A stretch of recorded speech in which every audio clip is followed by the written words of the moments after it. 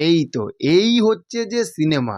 এই যে মিঠুন চক্রবর্তীর ছেলে, মহাগুরু এম যে মিঠুন চক্রবর্তীর ছেলে মিম চক্রবর্তী, এই যে সে এইরকম একটা গল্প পছন্দ করেছে, সেটি বইটির নাম হচ্ছে haunted ghost of the past 3D।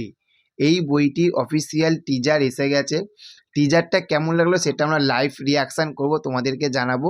তবে এই যে গল্পটা, অ্যাকচুয়ালি আমি টিজারটা কিছুক্ষণ আগে আমি একবার দেখেছিলাম সকালবেলাতে, আমার টিজারটা দারুণ লেগেছে, কিন্তু অত ভালো করে দেখিনি, ভালো করে তোমাদের সঙ্গে দেখবো কিন্তু, ঠিক আছে? কেমন লাগলো টিজারটা?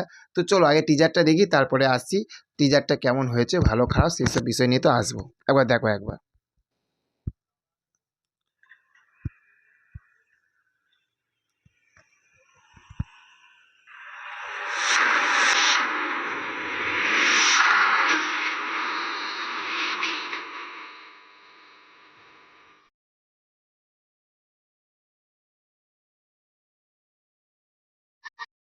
ওয়াও!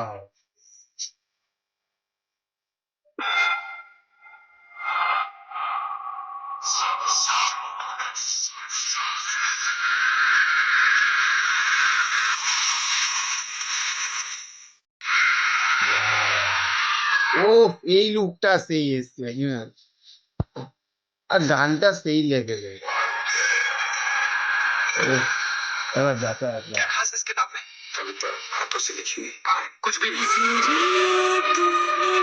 বস রহস্য লাগছে, রহস্য লাগছে। এই মেয়েটা আসল গল্প। मैं सच कह रहा हूँ, कल रात ये दरवाजे खुले हुए थे और वो एक लड़की है वहाँ, मैंने देखा उसे। ও মিমো চোখটা দেখেছো জাস্ট একবার? ওয়াও! হান্টেড। ওফ! নভেম্বর মাসে মুক্তি পাচ্ছে, ঠিক আছে? নভেম্বর মাসে মুক্তি পাচ্ছে। জাস্ট দেখো, যখন বললো যে ওইখানটায় একটা মেয়েকে আমি দেখেছি, ওই জায়গাটাতে সত্যি মিমোর যে অভিনয়টা, ওকে যে চোখের তাকানোটা, ওই জায়গাটা কিন্তু বস সেই লেগেছে। ওই জায়গাটা সেই লেগেছে। দেখো আমি বললাম না যে গল্পটা অ্যাকচুয়ালি হরর মুভি, ঠিক আছে? একটি ভূতের গল্প হবে। তবে সেই ভূতের যেমন এই কিছুদিন আগে একটা ভূতনি না কি একটা সিনেমা এসেছিল, মিমোর না, যেখানে সঞ্জয় দত্ত এরা রয়েছে। গল্পটা আমার একদমই ভালো লাগেনি সিরিয়াসলি বলছি। আর ওর যে এগুলো গ্রাফিক্সগুলো, বাবা রে বাবা! সে যেন মানে দেখেই মনে হবে যে এটা কি দেখছি, কার্টুন দেখছি। কিন্তু অ্যাকচুয়ালি এই যে টিজারটা, এই টিজারটা দেখে বস মনে হচ্ছে যে হ্যাঁ, বিক্রম ভাটের ছবি।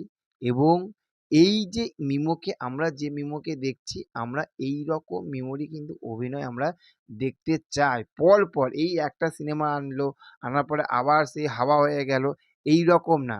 গল্পটা সেই লেভেলের হতে চলেছে, ঠিক আছে? আমি বস ইন্টারেস্টেড। বিশ্বাস করো আমি ইন্টারেস্টেড এই গল্পটা দেখার জন্য। তোমরা কতটা ইন্টারেস্টেড সেটা কমেন্ট করে জানাও। দেখা হচ্ছে পরবর্তী ভিডিওতে।